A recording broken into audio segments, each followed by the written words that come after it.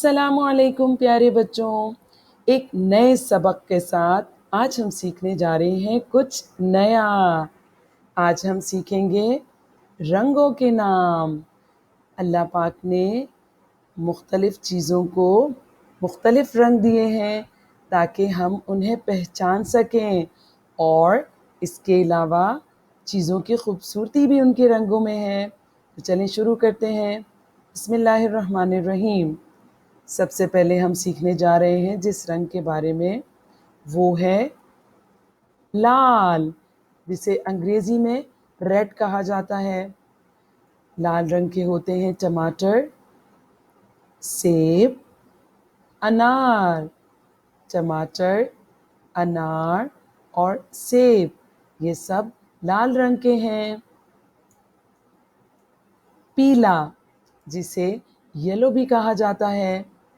पीले रंग के होते हैं लीमू, आम, सूरज, शहद, और शहद की मक्खी का रंग भी पीला होता है। अगला रंग है नीला, जिसे अंग्रेजी में ब्लू कहा जाता है। नीले रंग का होता है आसमान। परिंदा, कुछ परिंदों में अल्लाह पाक ने नीला रंग भरा है। तितली, इसके अलावा नीले समंदर में नीली मछलियाँ। अगला रंग है हरा। हरे रंग का क्या होता है? दरख्त, अंगूर, जैतून, इन सब का रंग हरा है।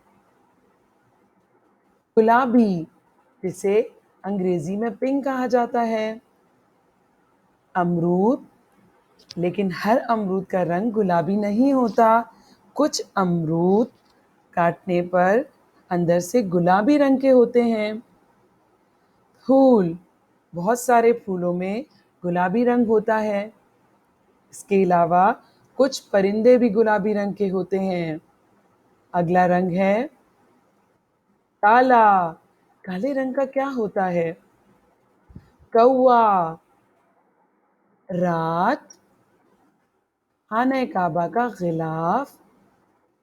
और ये क्या है बच्चों, क्या आप जानते हैं? ये है हजरे अस्वद, जो खाने काबा में नस्ब होता है, और इसका रंग भी काला होता है।